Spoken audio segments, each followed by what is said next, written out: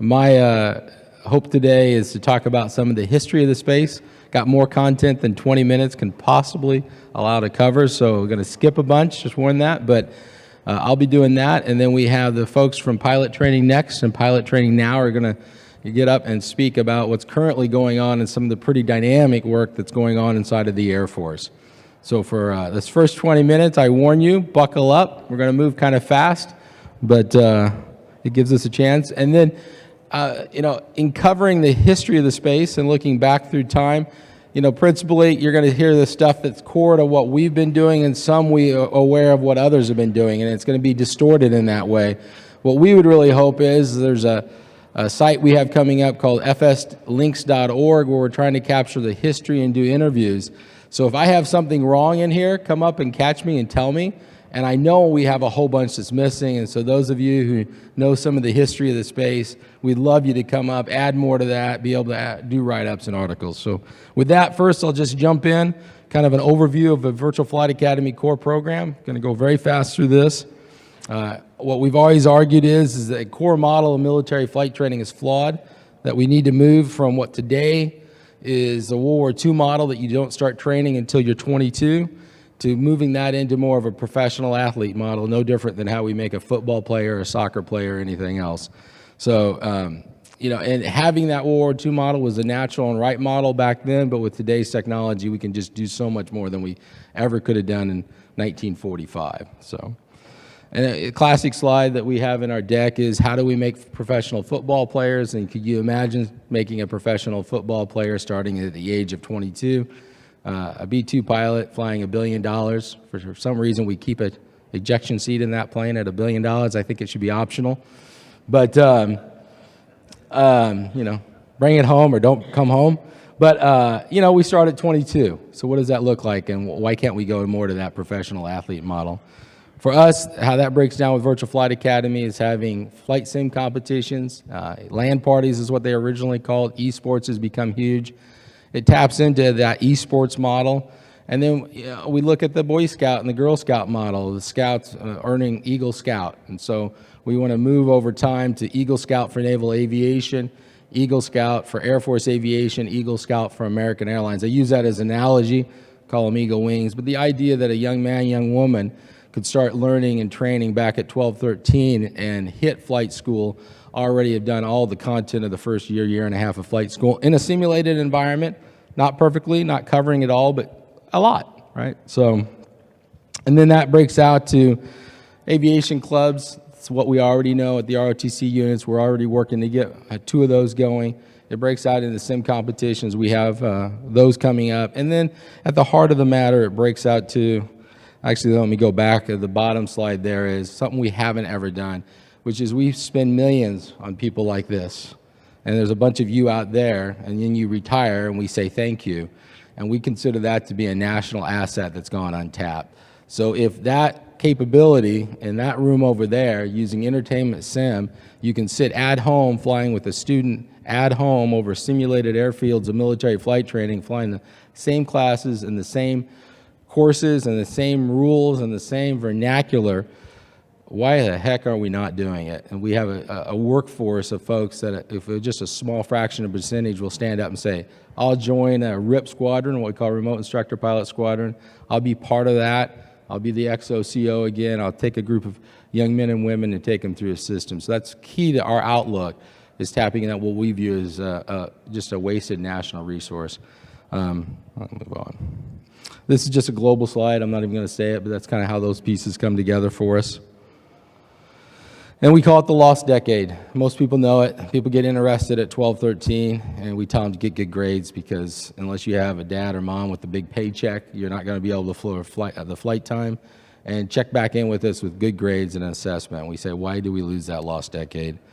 And, and I would say it's come up in a lot of questions and answers. Let's all agree we can't move all of the first 18 months of military flight training to the left. No one thinks that. The question is, what can we move? That's a pretty good open-ended question, and let's explore it. So bottom line, active duty flight training begins before active duty. So that's a world we're headed into where it's inevitable. It's inevitable with where simulation technology is headed. It's inevitable with where the entire space is headed. So that's my super fast fly through. I told you buckle up. Now I want to get into what's a fun presentation I've never been able to give before. This will be heavy on our stuff, but again, I encourage people to come forward, tell us your stories. Let us get you written and documented. On the past, when we've looked at this, there's things we still know aren't missing if you see at the bottom. How did the if we look at the ESP license for Microsoft Flight Sim, it really laid the foundation that we had that ESP license when then they shut down the ACES studio permitted Lockheed Martin. It was already legally in place to have prepared 3D. Otherwise, we wouldn't have prepared 3D. That usually breaks down to 2 or 3 people who made that happen. Who made that happen? Don't know, right? It'd be great to capture that history. Some of the history behind Bohemia. Those that probably have no reason to know in this space, but some do. Bohemia is the first that I know of back in the 90s. An Australian officer transitioned a gaming consumer company into building a military training product that we still thrives today. Who did that? How did that happen? I think that's great history for us to capture and people to interview. So, and that's just a trickle of kind of stuff that those of you who know, again, I encourage you to step forward and help us capture that. Dan Eliason on our crew of volunteers and like was there at the very beginning of linking the first simulators together. So just more examples. As far as the history that I know of, and I'm closest to, is Fightertown USA was the first one to go off. Fightertown USA was by a Marine biomechanical engineer in the early 90s where his graphics computer was $40,000, not his card. Yeah, a $5 card today would have more power than that. But it was an entertainment location that you could come into. Gilman Louie, if anybody knows his work with Falcon, any people flown Falcon in the room? Yeah, that's Gilman Louie and his team. He would be, as best as I know, the first consumer flight sim, got a real live F-16 flight, and was able to show how much he was able to fly that plane by being so deeply involved with building that. Not here, but Russ Janae was directly involved with that. That's part of this sim community, former researcher in the Air Force side. We saw Dan Eliason's going to be right up more history out of the Air Guard units. They always have no money, so they're creative. Back in the 90s, we're kind of doing it, do-it-yourself sims to some degree. So you could be capturing that. Personally, as first time I made the proposal on the USS Constellation as a young ensign said, we need to change the model of flight school. You could be amazed. I got a meeting with the Chief of Naval Operations today. Everybody took me so seriously, or not, but. And my friend Ken Lyle's talking away on deployments about how do we do this and what does it look like. So we have Axe in the room, Robert Axe Timberlake. He was involved in, F-16 squadrons, active duty F-16 squadrons using a consumer game forward deployed because they couldn't take any of the military stuff, Falcon again, to do real world mission rehearsal and preparation. So, there's a pretty fascinating history of how this world intersects with our military and civilian history. The first formal gouge site that went up was in early 1997. I'm hoping someone will come forward and says, that's me, because I have that name somewhere buried in a giant stack of data, and I could reverse find it, but it's kind of lost in time. We had, Pilot Training Next is just breaking the mold on so much stuff, but it was an Air Force Lieutenant Colonel down at UPT in the 1999 timeframe trying to convince his CO up the food chain, why can't we use this product called Microsoft Flight Sim? So, Air Force has had a lot of history early on at pressing some of the thinking here in different officers. I made my first senior level presentation on how do we change this model back in 2000 to Vice Admiral Mike Bowman, running Naval Air Forces at the time.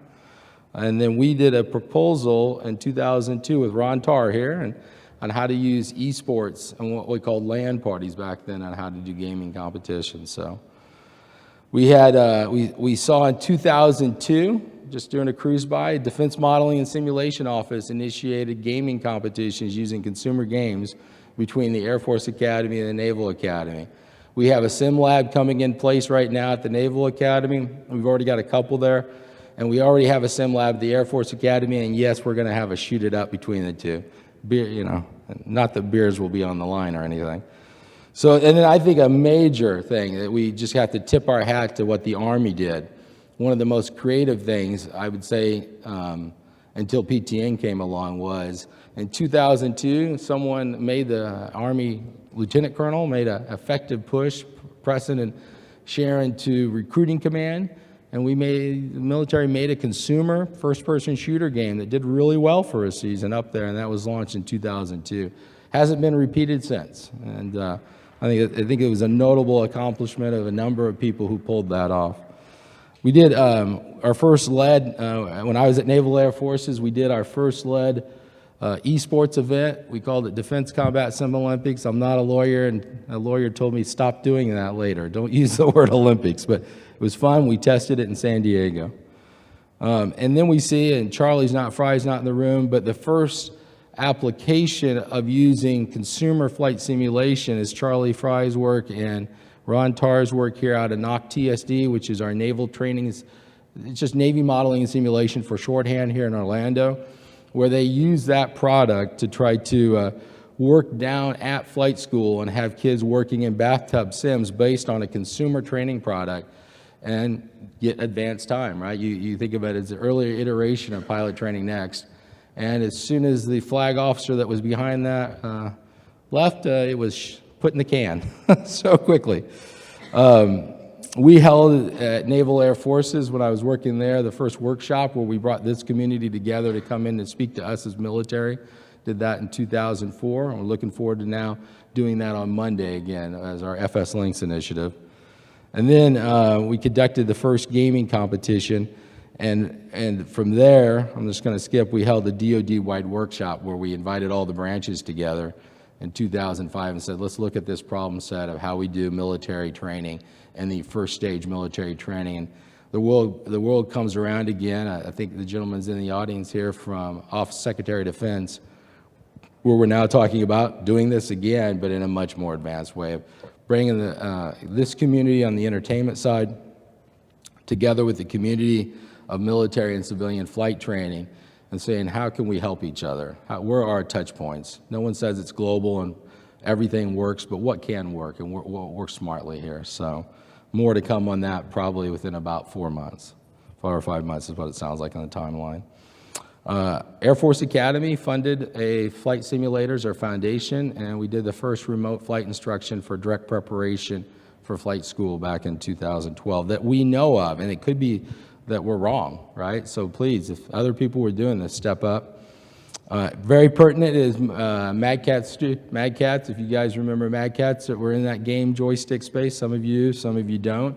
They launched a Navy gamified version of Navy Flight School, and that launched, and from that we had a gamified T6B that laid down the foundation and allowed for when the Pilot Training Next folks needed a training T6A, enough was done so it could be done in such a crazy short timeline. So there's a lot of interesting histories of how Dave Kinney, who was making Fightertown USA 2012, threads through and his involvement and things that come from there that then go forward in time and how this keeps going. I'm going to call out Robert Axe Timberland Lake again. He was starting off, I have my timeline I think correct, in around 2015, sitting at home remote instructing aspiring aviators. I wanted to go be Navy aviators. I'd say that's probably a good call. I won't say Air Force or Army, but we like that Navy. He worked with them along with some other guys with Virtual United States Navy. They were each top of their class and now each flying F-18 squadrons forward deployed. So this idea that remote instruction and using veterans, this is not theory, it's been done at small scale. It just needs to be done at large scale and formalized. And then I think calling out that we've had just and I'm only touching on 2 people I know closest. Todd Lear, I think, is here. They worked in the back. You know, Todd, they started working with a young kid at the time out of Australia, teaching them how to do simulation and using low-cost simulation, and then put him in a plane, and the instructor within a short period of time said, I'm just burning time till he's 44 and check him out, he knows everything. Another retired Air Force colonel, airline retired, worked with a kid that pounded with him just on the sim, got an instructor, went over to the airfield, said, I don't want you to ask anything, I just want you to take him for a flight and tell me what you think. He took him for a flight, came back, he said, you know, what's he at? Does he have, 15, 20 hours? He said that was his first flight. There's a lot of those stories out there. I'd love to capture more. Those are just ones in my orbit where we've known for a long time that if you really pound and do proper procedures, that they will hit the actual aircraft in a whole different order that we don't see otherwise.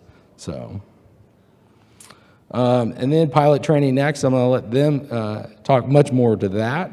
But pilot training next, to me, as someone who started in this space in 1996, was the one thing that all of us have been beating our head against this wall. And it's the one thing that finally broke the psychological wall to move forward and see how we could do this space. And you got to tip your hat at the Air Force. As a Navy guy, they're doing it, they're leaning in, and they're making it happen. And making it happen boldly, and I think the other branches are kind of looking at it, trying to figure out. So, and then on my own part, first time I briefed the very top of the branch of any one of the branches, did a lot of other briefs, but saying, hey, we need to change the fundamental model of flight school. And then we did demonstrations to the head of Navy flight training and the head of naval education and training. And now we're getting their support to go forward and look at how we use remote instructor pilots to train and prepare future military aviators. So that's history. This is all the presentations, not to be read. This is like too much. And the summary of this is disruptive innovation is hard in the DoD. There's no one trying to stop it. There's no evil plan. It's just a really bad idea. And if you're going to do it, you have to have a very big why. And the most important thing, I think, is timing, timing, timing, and timing. If we look at this breakthrough of pilot training next, it's my opinion, others might have other opinions, but it really was Winston Churchill, don't let a good crisis go to waste. And you got to tip your hat to the Air Force Chief of Staff, you got to tip your hat to Lieutenant General Quast, to be individuals who would fund doing something bold and different. But it was aided by the fact that, as one Air Force person, we were in a meeting in the Pentagon, said, hey, we're on a burning platform, we got to jump and do something, right? We got to do something. So, and if you look back even in time, those, maybe a few, one or two, General Looney actually made a hard run at this in 2006. And what was probably the biggest difference between General Looney and Lieutenant General Quast? I mean, different people, different personalities, but one had a crisis and the other one didn't. And good, both solid people to do it. And I think timing, timing, timing. So that's my super fast flyby on present. I'll just say one thing about I'll let pilot training next folks talk to that, but it seems like the trend line is they're going to evolve into properly now using pilot training next to further push the thinking. And now we go, which I think is so dead on, is we start taking the lessons from pilot training next, and they'll talk to that, into the actual UPT training basis. For us, we're going to do a sim lab in Pensacola at the Naval Academy. That's working in Pensacola to work with O1s that wait 6 to 9 months to start flight school and some select units. And we're doing a DODwide Invitational at ITSEC for all our OTC units for a sim competition at ITSEC in November, and then the Eagle Wings. The last two things, we're working and having numerous conversations with the associations to form TAP, Tomorrow's Aviation Pathway Partnership. And what that really says is you guys touch that national asset, help us touch that national asset. And we're a couple of the top associations are already getting behind this. And then we have an effort called FS Lynx that's about the intersection of this military and civilian space with the consumer flight training. That's kind of our space. To me, it's about iterative and transformative. Pilot training next, pilot training now is an iterative innovation on the existing model, and what we're working on is a transformative, and that's not to be critical. This is hard stuff. We need to do both, right? And we need to do both concurrently, and we should have a little pause of changing something as big as 7 decades of how we do flight school and doing it smartly. But the good thing is we got a lot of smart folks doing that right now. And frankly, it's going to take a lot of time to fully bake out the Eagle Scout models that we talk about. It's going to take a lot of time for the work they're bringing to formal UPT. So yes, I did get a Ghostbusters reference in this presentation. I'm always thrilled. Eventually down the line, we'll merge the streams. So that's my time. I'm going to hand it over to the pilot training next, folks. Thanks. Thanks, Fleck.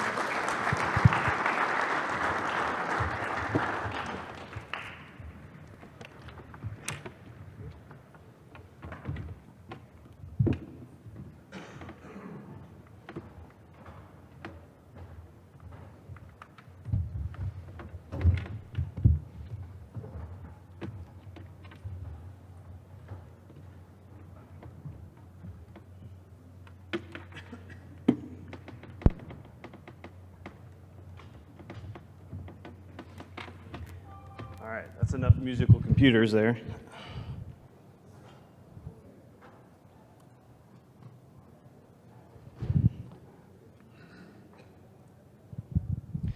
I'm Major Sean Anderson. I'm the Deputy Director from Pilot Training Next, and I'm here to talk to you about our program, where it's been, where it's going. I appreciate the intro, Flack, and I've got my buddy Trigger here from the UPT Enterprise as well. I go by Shante. I'm a U-28 pilot for the last probably 8 years until I moved into the Pilot Training Next environment. So Pilot Training Next started with a vision from Lieutenant General Quast to refactor and move our training ideal in our training system into the 21st century.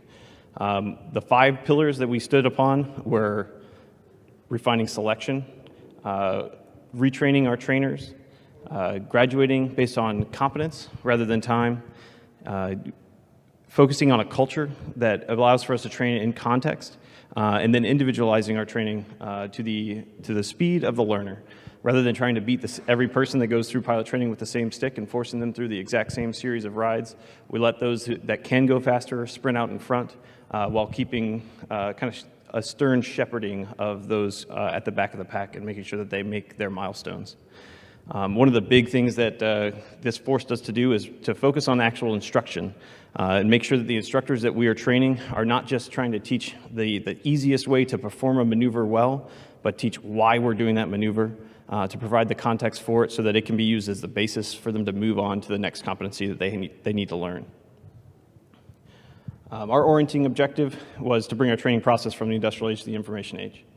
You can see on the left side, we have 2 T6s. We still fly the T6A. These students aren't graduating without any flight hours. They're not going to wing a pilot with no flight hours at all. But we augment that training with simulators. Most of those simulators are really ITDs. They're not technical simulators, but they're immersive training devices.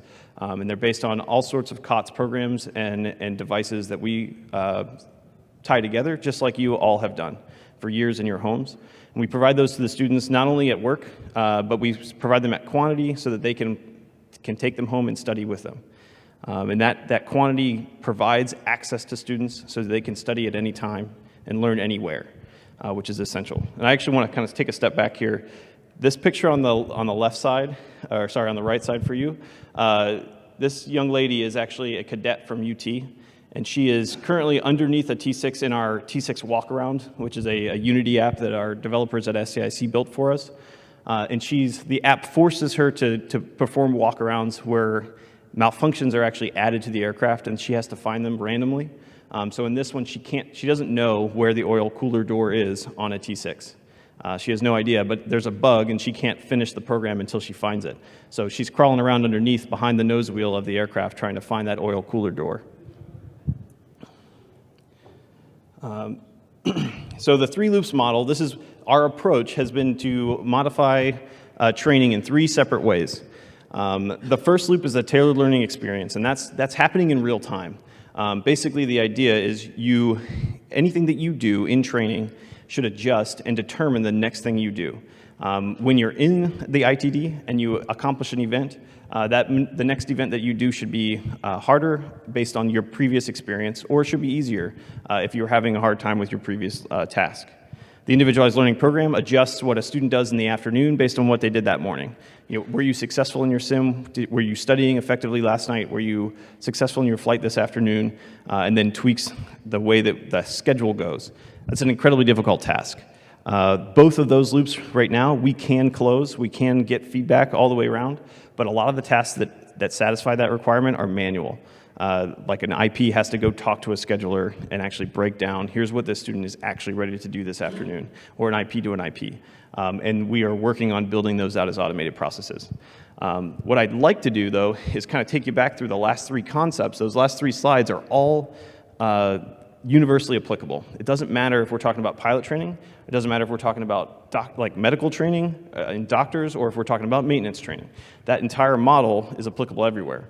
You can refactor, you can move everything to a simulated environment in VR. It doesn't have to necessarily be flight simulation, but you can do that for maintenance trainers in a way that they can study at night with tools that make the learning available everywhere. We can refactor their experience in the day, and we can individualize what they do in their training program. And then lastly, that lifelong talent selection encompasses all of those learning programs, not just pilot training, so that we can identify the things that make the best pilots or make the best maintainers or make the best doctors. It's something that, it's a noble goal. It's going to be a lot of work, and it's going to require a magnificently large data series that we hope to be able to look into, but we're just scratching the surface right now. So to talk about actual PTN, and this slide's going to be a little bit of a long one. On the left side, you have PTN V1. We had 15 officer students and 5 enlisted students start the program in February. And using a fairly rudimentary model, we were able to get them done, get them winged in about 6 months. Our 5 enlisted students, as a matter of policy, aren't allowed to be pilots in the Air Force. And so they did not graduate because there's no way for them to. They were actually eliminated from the program rather early, but they did prove their worth. They were able to complete the competencies, and they were able to actually fly aircraft. The first time enlisted aviators have flown aircraft in a long time. The 15 officers, we had 13 graduate, which kind of matches general attrition rates from UPT. And those students are actually graduating from FTUs right now. They were basically average compared to their peers, which is why PTN has been moving so far forward and so quickly, because it's kind of proven that it has some value, and now we have to kind of figure out how do we replicate that value, which is my role and Trigger's role. It only took about 6 months. Right now, PTN V2, we're looking at about 7 to 8 months for reasons outside of the actual training program. We have 10 Air Force officer students with 2 National Guard, 2 Navy, and 1 student from the UK, as well as 5 additional 5 enlisted members. We added a couple instructors from some of our partners just to provide their input so that they could actually take lessons learned and bring them back. And we have basically the same setup. We did end up moving the program from Austin, where it was based for V1 and for most of V2, down to Randolph to actually try to integrate it onto a base, which is proving very challenging.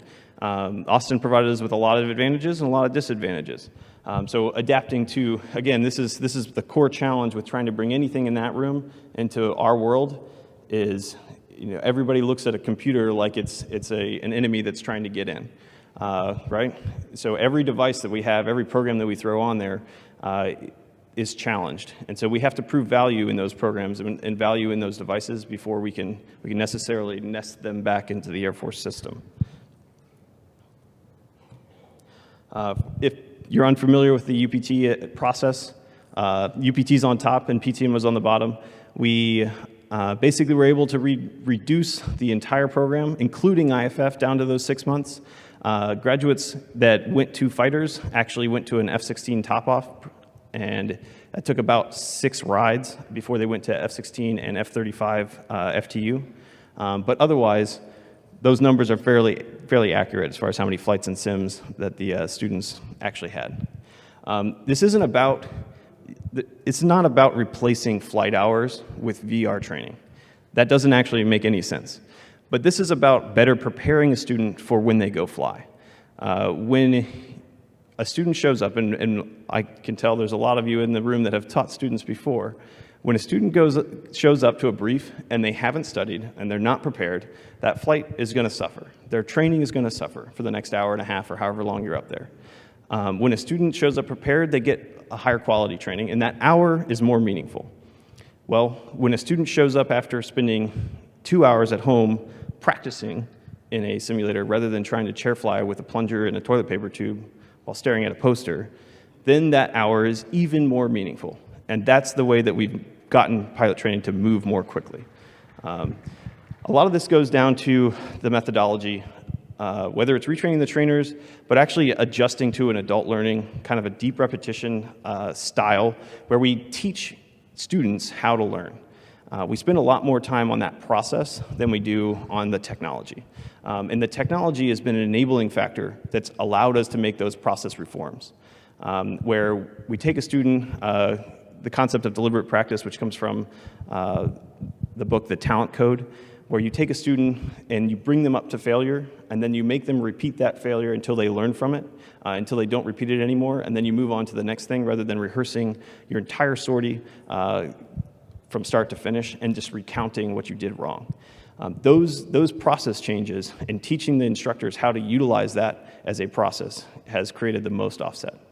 And then providing them with these tools that allow them access so that they can actually practice, they can get the repetitions in that are required, has been a key benefit of pairing with these COTS technologies. When it comes to our actual training devices, there's a spectrum of devices out there. Whether it's, the lowest dollar, like I can sit there on my iPhone or on my iPad or whatever it is, and I can learn on the bus. I can learn on the train. I can learn, hopefully not while I'm driving.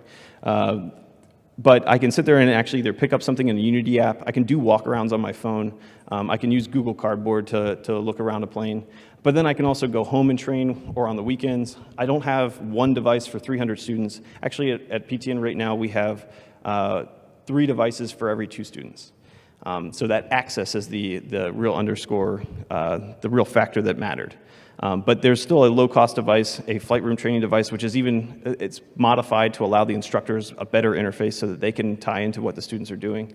And then a high-fidelity simulator, where you can actually get that tactile feedback. You can reach out and touch all the buttons. And then focusing on each of those different types to use them for what they're designed to be used for. Teach a competency or teach a topic in a low-fidelity device. Teach fine motor skills in a high-fidelity device. A lot of what we teach in pilot training is actually not fine motor skills, which is the other key factor of this. This is why the ITDs have been so successful. And the key there is being the fact that they're open architecture, that they use COTS devices, and we can acquire those quickly, and we can move around quickly as you guys develop out there the best, brightest thing. When it comes to automated tutoring, so people like to talk about AI a lot and stand on stages and talk about AI. We are doing maybe one thing right now that's AI based, and that is our automated tutor. In the model, it works really well in a pre-instructional environment. The only thing that we've used about it for that has provided a significant offset was in our early access program, where we actually left-loaded training to students at the Air Force Academy. We sent 8 students through a program where all they had access to were ITDs and the AI instructor pilot and academics, with no access to a flight instructor at all.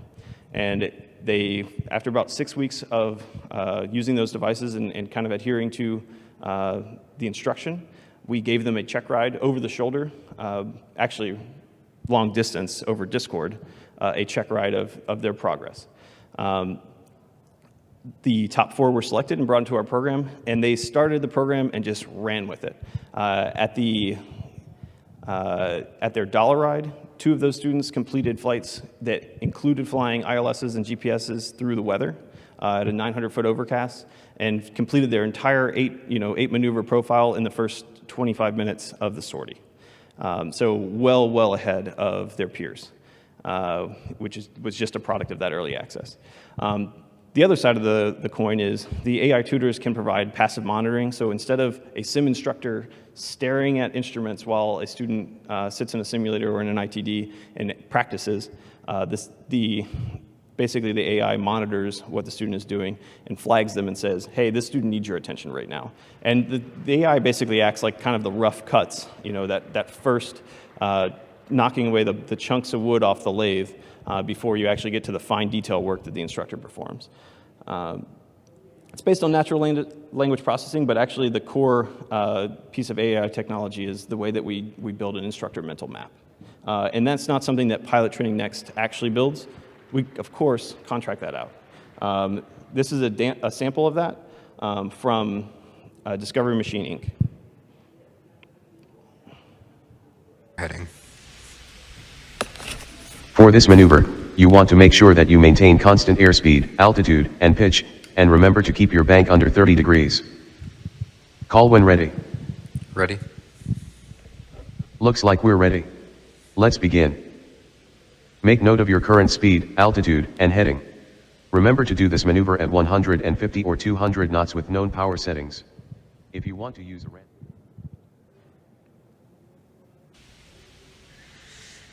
At one point, your speed increased while you were turning. At 7,000 feet, your recommended throttle setting is 57%. I noticed your bank was over 30 degrees. Your final heading was not correct. You seem to have a few issues with speed.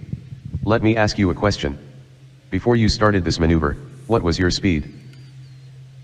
190 knots. No, your speed entering the turn was 202 knots.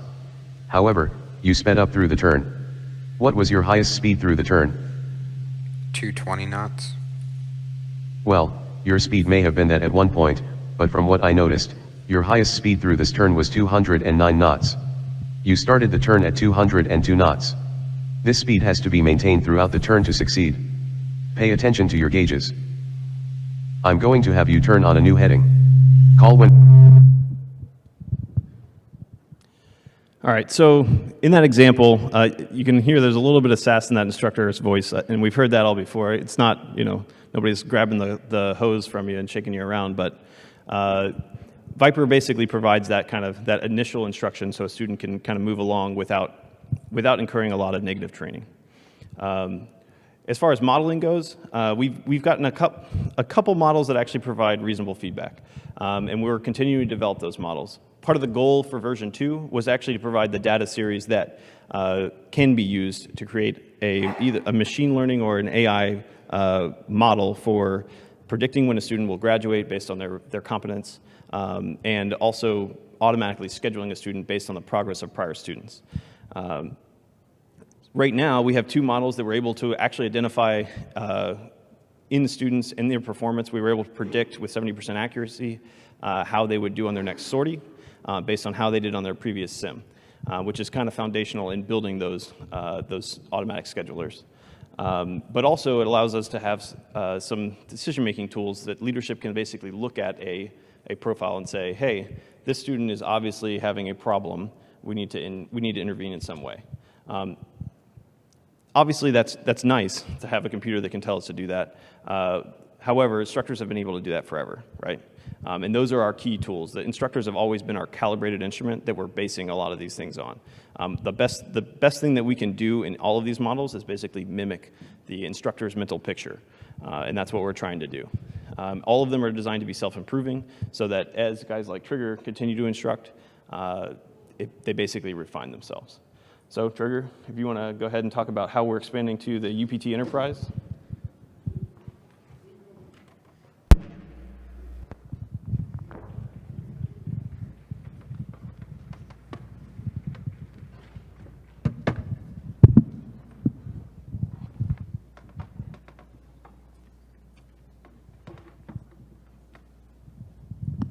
Awesome, thanks, Shantae. So as you mentioned, I'm Major Trigger Jordan. I'm the Chief of Innovation at Vance Air Force Base, the 71st Flying Training Wing.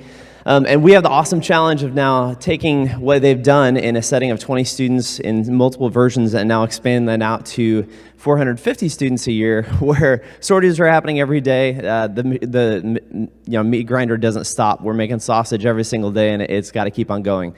So that's one of the biggest challenges. If anybody has ever done anything to a scaling effort, you can realize that there's logistics, sustainability, technology, all the pieces that wrap into it that are critically important, that if you get a new shiny tool or a new shiny technology, you've got to make sure that it actually works and it has a way of working in the future, and that if it does break, you know someone who can fix it. So all of these issues that we are working through and expanding it out really start with, just as PTN did, you take one class and then you see how it works in that enterprise solution. Because one of the things that, I don't know if Shantae had mentioned it, but the scale of what they have, the amount of instructors they have, the amount of VR sims they have, that's not possible at this moment, and probably for the foreseeable future for the enterprise solution. Because if you think about it, we as an enterprise solution, we've had previously created somewhere around 300, 350 pilots a year, which now we're being increased to 450 pilots a year with the same resources that we currently have. So if you can imagine, where do you cram more students and more flights into a 24-hour day with the same amount of instructors you have, it gets a little bit challenging. But that's the awesome part about taking this scaling effort to what we currently are doing as an enterprise, because it's critically important. And those offsets and those efficiencies that they found and been able to find at PTN are critical to moving forward. So as any military presentation goes, I'm going to tell you what I'm going to talk about, and then I'm going to talk about it. Moving forward, here's some of the major factors that we're seeing. Technology is absolutely amazing. It's awesome. It's awesome to be able to help the training and the efficiencies and really wrap a student's mind around it. But just as Flack had mentioned, as PTN had looked at the training process and the pipeline, and as we've gone through many iterations of what our training syllabus is, we really started realizing that we were doing training the same way that we did, the same way in the T6 as we did training in the T-37. Technology changed, but our process didn't change. The aircraft changed, but our sorties were still the same, which didn't make sense. And then we started asking the questions of, well, why did they do it this way in the T-37? Well, that's how they did it with the previous aircraft. So we kept the same sorties and the same type of training, but we changed the aircraft. And we said, well, why did they do it for that aircraft? And it goes all the way back to when we were creating, 8,000 pilots of the course of pilot training in World War II to be able to support the fight each and every day. The basics of how we did training on a sortie-to-sortie basis and trying to teach the capabilities really hadn't changed in a very long time. So this disruptive technology and look at innovation of what PTN is doing and how we move it out to the enterprise scale has been crucially important. As we mentioned, we'll talk about how do we move that technology from research and development into the enterprise usage, anytime, anywhere training, and then you can read the rest, modularized, and the user experience being king. So for whatever reason, most people seem to think that these are what our students are when they show up. People think that when they get to pilot training, they walk in, they got their helmet, G-suit, they're ready to rock, they know everything about everything, that they're easy to instruct. When in reality, most of the time, this is what we get when we walk in the door. Cute little guy, that's me. This is what we get when we walk in the door. Yeah, they're incredibly technology savvy. They know how to do things on a technology scale, but they don't understand the learning process. And this is, if you've never driven a go-kart, it's hard to hop into a Ferrari and expect them to be able to drive. And that's really the process that we jam down their throat over the course of a year. So when we look at how do we take what PTN has done, lessons learned, and put that from research to develop into the enterprise, there's really two different ways we have to look at it. There's the human factors component of what is it going to be like for an individual, and then there's the organizational component of what is it going to be like for us as an organization to be able to support and sustain this. So a couple important pieces. You can never assume that the user knows what's happening, which is, it sounds easy to say and it sounds like an easy concept to wrap your mind around. However, when you're working with developers and people who have been ingrained with the technology for 5 years, things that seem inherently easy to them, or a concept that is inherently obvious to wrap your mind around, to the user who's never seen it before, it's could be the most complex thing they've ever seen in their life. So understanding where your user is at is critically important. Also, you can never assume they have any working knowledge of anything at all. So there's been many meetings that we've sat in where, not to say the gray hairs aren't listening as to what the technological capabilities of new people are, but they assume that just because they're under the age of 30 that they know how everything technology works. That's not the case at all. You have people from all over the world. We're an incredibly diverse training organization. So you have people, they're pretty tech savvy with Facebook, but that doesn't mean they're tech savvy with P3D or X-Plane or anything else. It may be the very first time they've ever seen something like that in those realms, because as I said, we're moving it out from the Air Force Academy and Naval Academy. So they're just starting to get exposure to this. And the old paradigms are ingrained. Now this goes to training the trainer. In case you don't know, an old dog doesn't like to learn new tricks most of the time. In fact, they'll just look at you and say, your trick sucks. And then they walk away back to their food bowl. So when you're dealing with an organization of students who are excited about technology, although their experience may not be that great, now there's a whole nother piece. You have the instructor corps who's been training this way for as long as they can remember. And their instructors were training that way. And their instructors' instructors were training that way. And when you have a grandpa come to a graduation and pin wings on his grandson, and he is able to talk to, oh yeah, I remember that block of training, and he's able to list the specific sorties exactly, and they're the same, you realize nothing has changed. So when you're dealing with the changing from a research and development mindset and a research and development organization into an enterprise solution, you have to realize it's going to take a long time to be able to break the paradigms that have been there for years and years and years.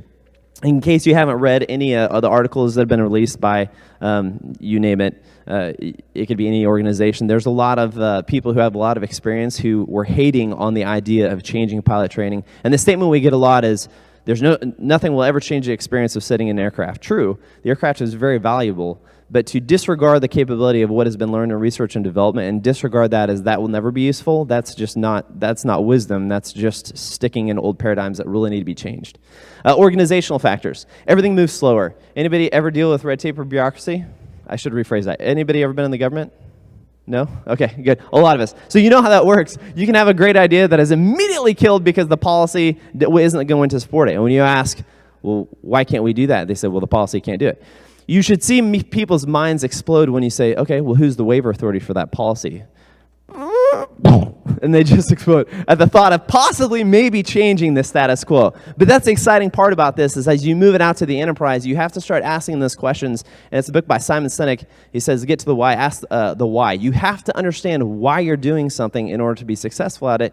And one of the key phrases that we really got to is, if you're going to tell me no, you owe me why you're telling me no. And you need to explain to me several different ways. You need to explain to me, why are you saying no? Is it policy driven? Is it because we don't have the waiver for that? Is it because it's safe, like not safe and stupid? Is it because it's a security risk?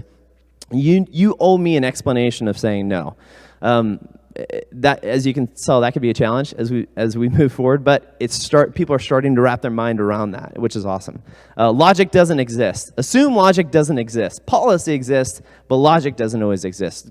And I go back to my previous statement, when you're stuck in a paradigm that is always there for a long, long time, when you have people swap out, and it doesn't mean the policies were bad to begin with, but most of the time what happens, you have a policy that exists, the person who wrote it or the reason we wrote it leaves or changes, someone new comes in and they look at the policy and say, oh, well, it is written, thus we shall do. But we forget why we wrote it in the first place. And there are so many examples of exactly that, of why we do a certain type of training. Quick anecdote story. We were talking about fighting wing. It's a position that we fly in the aircraft. We kept on asking, what is the training benefit of flying wing? Why do we fly in this position? Why do we stay in this position? And everybody had their reason of why we do it. Well, we actually found a paper. It went back to an instructor pilot who was there in the 80s at Vance Air Force Base, and he said the reason why we did fighting wing is to leave number 2 in a position in Vietnam so they would be out of the way of lead to be able to get a good gunshot, right? But in that paper, the instructor said, as of now, it doesn't serve a purpose because we don't do that anymore. But we've continued doing the training. Now, not to say that it doesn't have any training value, but it's just interesting that perspective, things can change, but the process necessarily doesn't. Anytime, anywhere. So it is critically important to understand that in order for us to succeed in a world where YouTube is now a courseware book where people learn from, that you have to be able to have access to educational materials anywhere and everywhere. This has drastically changed over the course of literally the last year, but it's something that we truly push towards of if you cannot put material in a student's hand, no matter where they're at, if they have access to making a phone call or Facebook or Instagram or anything else, they should have access to their training materials. The system wasn't previously built for that. This is one of the challenges of getting that material into their hands because not everything can be publicly released. It has a certain security level it has to be. So working through that to make it ease of access anywhere they are is critically important. I want to point out that second bullet point, user experience. Must be flawless. And I'm not saying everything has to be exactly perfect. What I'm saying is if you develop it with if you don't develop something with a mindset of this has to be flawless in execution, you are going to create a program that no one can use because everything has to be wrapped around the user experience. If the developers and engineers think this is a great idea, but the student doesn't understand it, then that is useless. It is a useless technology to me. Modernized learning. So I give the example of a toy box. Anybody have children in here? Cool. You ever spent, a lot of money on a toy that they said they wanted, and they open it, and then they put the toy to the side and they play with the box? That alone can describe to you the importance of development in a modular format. That developers, a lot of time, in the stuff that we're seeing, they develop this entire infrastructure or technology, and they're so excited about all the pieces, but what they neglect to realize is that sometimes the users are focused on a tiny piece of that, and that tiny piece of it is the piece that is most critical to everything. Now, sorry, going back, I said that. The great philosopher could have said that, but I said that. It's not everything that is developed is useful. Sometimes there is a fraction of what they develop that we actually need, and we find that it is very useful. Highly capable program, an example, there was one program that we were looking at. that we love. It was awesome. We would love to be able to use the entire program. However, because our instructor pilots don't have 30 minutes, we don't have an hour to debrief every student. Most of the time, we come back from the flight. We have 5 minutes from the time we put down our gear, grab popcorn, grab coffee, and walk in. And mentally, we are taking those 5 or 6 minutes to come up with our debrief focal points, and then sit down with a student. You got a max of 30, maybe 40 minutes to be able to go through, and then you have to step to another sortie because that's just how the sorties are lined up. So the company, the example was they had all of this amazing technology that we would, if we had one day with a student, we would love to use all of it. But it's not possible for us to be able to do because we don't have 30 minutes to sort through all the debriefing pieces before we get to the student. So it was an example of what we found out is that even though the capability of their technology was phenomenal, there was about 20% of that technology we were able to functionally use on a day-to-day basis within the constraints of our current system.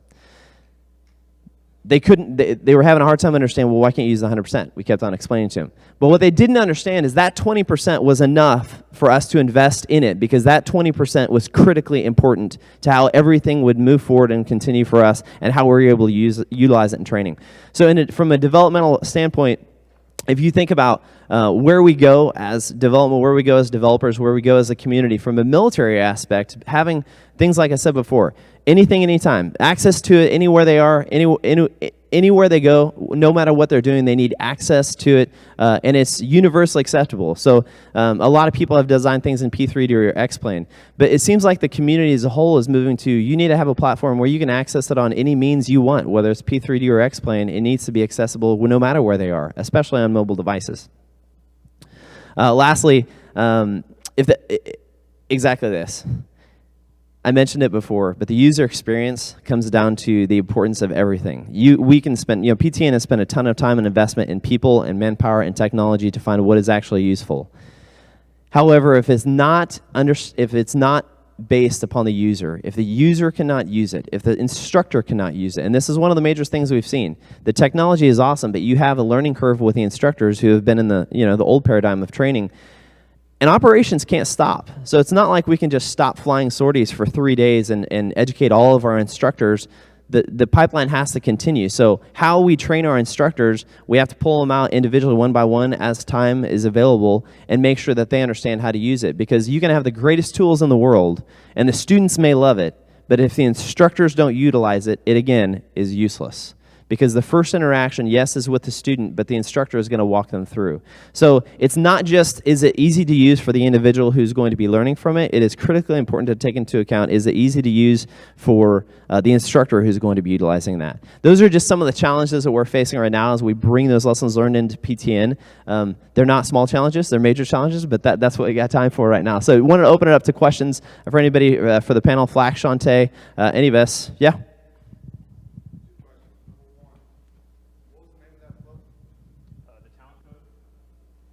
The question was, what was the name of the book? Question number 2, moving from PTN to UPT, you face how training scars. What do you face in the challenges of training scars? Are they large training scars, small training scars? Does it not really matter because you go from PTN to VR to a totally different system, UPT with little simulators and aircraft? So our students upon graduation don't go into UPT. So you don't actually have any sort of training scars. What we refer to as negative training. They go straight to the FTU. But they definitely do have to adapt to it. We've gotten anecdotal feedback from a lot of FTU instructors that while the students that we graduate perform quite well, they also overall perform pretty much average, with their peers. They're better at certain things and not quite as good at others. Certain things like training in a T6A that has no HUD, as they transition to an F-16, they're challenged. But their communication or their decision making may be better just because of the way that we train them.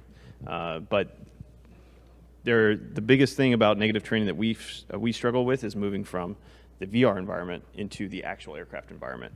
And that is a constant struggle. It's something that we're trying to overcome by just trying to separate what you physically, the haptic feedback that you receive when you touch a button or when you use the stick. Actually distinguishing it from the aircraft prevents some of those negative transfer items. An example, we had a throttle that had a red button on the, I think, ring finger that you press to, we had used it in our simulation because we don't have a actual gear lever to lower the gear. Well, it turns out in the aircraft, that same button exists in the T6. Big mistake, right? That same button is the instructor mute button, right? The ICS mute. So you can imagine as you're on your first sortie and you're climbing out, and as you're the instructor and you're saying, hey, raise the gear. Hey, raise the gear. You know, and then you take the aircraft and you raise the gear, and the student's sitting up there, and all they hear is, I'm doing it. I'm trying. They can't hear it. They can't actually raise the gear. So that was actually our one. That is the only one that we've gotten from instructors of actual physical negative feedback. And we try to separate while our decision-making, myelination, if you will, another thing from the talent code, we basically align the same decision trees that students need to make in the immersive environment with the ones that they need to make in the aircraft environment. But we distinctly separate the haptic myelination that occurs, so that when you sit down in the aircraft, you physically feel like you're not in the same environment, and so you don't try to use the same button because it's either not there or it doesn't do the same thing. And we also try to deconflict as many of those as we possibly can. Anyone else? So I do have, this is all actually. Yeah, if we could get the display back up. Okay. There's a question in the back.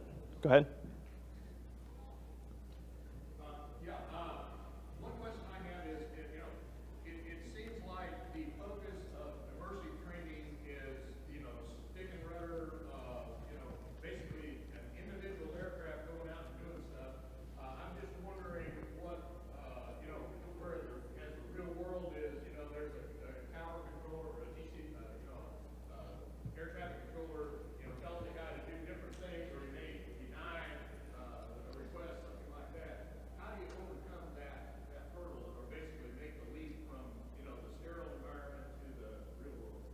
Yeah, it's very challenging. That being said, it is a step in the right direction. So we're all of the things that you specifically mentioned, we try to actually bring into the VR environment as much as we can. Whether it's having changing weather that the virtual instructor pilot VIPRE can actually change for you as you perform a task to challenge you in a way that you can actually turn on or turn off, or if you have students in multiplayer or in a radio intense environment that you use a plugin from ATC to do. In all of those cases, we try to add that to the experience, but keep in mind that this is just a step in the right direction from that chair flying experience. Basically, the ITDs that are in the students' homes are literally just moving them out of the age of the plunger and into the age of now you have to adhere to a time scale that matters. Your aircraft actually moves not at the speed of your decisions and your practice, but at the speed of an aircraft. And so you're forced to adhere to that. I liked it. I would add to that out here we have environments like Keith Smith's done Pilot Edge. So he can create an environment that comes out of the entertainment side of VATSIM, where his roots come from, where you go in and learn live air traffic control and can work through that process. Interesting insight on that is, when do you do that? Because when students are actually under instruction, the instructor really wants to kind of control that more. So kind of the feedback we're getting is, hey, I want to control that. I don't want that to be inserted from the outside because I want to load level that on the student. But then when there's a baseline, send them over there to like Pilot Edge and let them go master that skill. So very doable, as well as very doable that we've already done where you have multiple students with multiple instructors flying over Whiting Field all at the same time. So I mean, that's here today. It's more of how do you layer it in as a training decision than technical.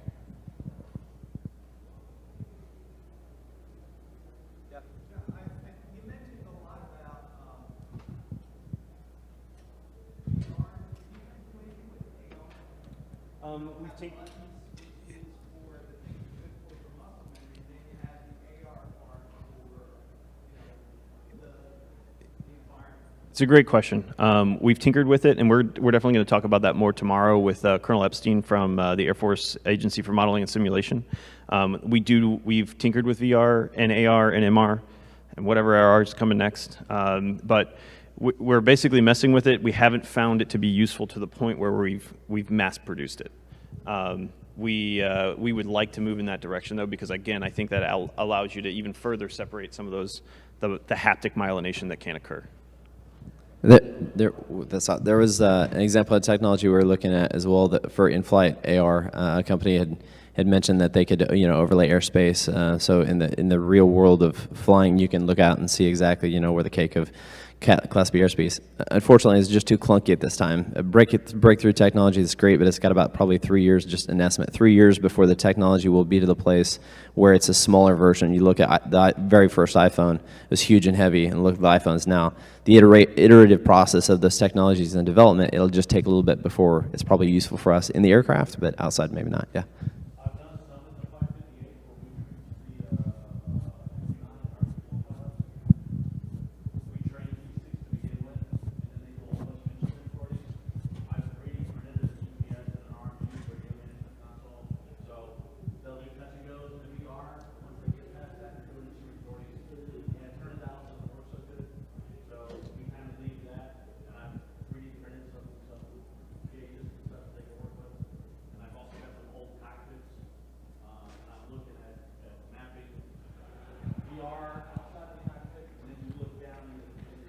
Time up.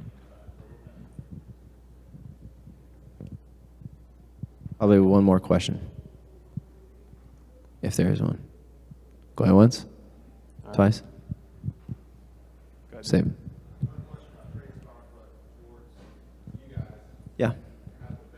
Yeah.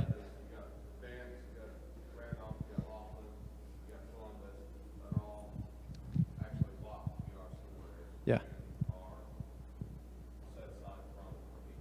Yeah.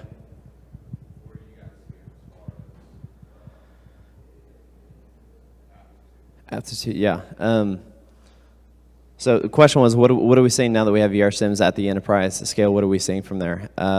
So people don't realize that pilot training is very busy. It's very, very busy. So where PTN was able to use VR sims as a primary tool before they go to a flight, for us, because of just the pace of training and the number of events a student has to do, it's more of a practice hands-on, which is really, I'd say not arguably, that's the point of it, is to just get stick time, just to be able to practice. So what we're seeing is, for Pilot Edge, for example, for the live ATC, students were absolutely loving it. And then we started seeing them not use it so much for a little bit. And so we pulled the students here, why are you guys not using it as much? And it's because it was so realistic for them, they thought that they were going to get schwacked because they were screwing up on it. And in an environment where there's live ATC, I've flown in it and you sweat just a little bit because you forget the squawk, forget a number on the squawk, and it's like, Duke 33, confirm your squawk in 426, or you're like, oh my God, yeah, sorry, change it over. Even as an instructor. So there's these pieces of technology that are phenomenal, but it's really having to push through the hump of getting the students to understand it's okay to fail. And I'd say that's the biggest piece that PTN has taught us and that we're trying to learn in the enterprise solution is, gone are the days, we're trying to get away from gone are the days of, I'm going to, you're a student, you sit there and shut up, I'm going to brief you and debrief you, and I'll ask you, you can speak when I have questions for you. Now it's more of a coaching, hey, environment, I want you to help me recreate what happened in the air because I don't understand why you did that. Do you understand? Can you help me understand why you did that? And it's more of a coaching environment, if you will. Not a fluffy coaching environment, but an intentional educational experience, if you can. So while we walk through that process, what we're seeing is the process is critically important. Technology is awesome, but the process of doing that is the critical importance of success that we're going to see moving forward. Does that answer your question a little bit? They're utilizing it. Students are loving it. The IPs are having a hard time wrapping their mind around, hey, how do I use this? And that goes back to training the trainer, Shantae said. Awesome. All right, I think that's all the time we have. Just in closing, all of this is based upon the passions that all of you out there and all of those people in the next room have committed to for years. All the hobbyists who sit here and make the next best thing out of cardboard in their garage or try to make a device or a program just so that they can do the thing that they want to do. And we've been able to adapt to some of those. I started on Flight Sim 5.0 and Falcon 4.0 back in the 90s. And I'm not that old, so I know that there's people that were doing it way before me. But our success has been built upon those passions and just riding that. So I thank you. Please continue. I appreciate it. And last fighting short where you're saying that if you have a technology or if you look at vendors or you see something that's like, man, the military should really use that, please, for the love of everything pure and holy, come tell us. Come tell us. We have Tony Perez, if you don't mind standing up. I'm going to call you out real quick. AFWorks, this is specifically for Air Force. I know that Navy has some. I'll make FLAC the POC for it, for the Navy. But Tony Perez, he's our AFWorks guy who his job is to come here and find the vendors. And Tony, you can speak better to it. But find vendors that have great technology that we need and help them get into that process. So if you see him walking around or if you see a vendor or you have an idea, please stop and talk to us. We're in flight suits not just because they're comfy in pajamas, but so you can see and identify and come talk to us and bring your ideas, if that makes sense. So thank you so much.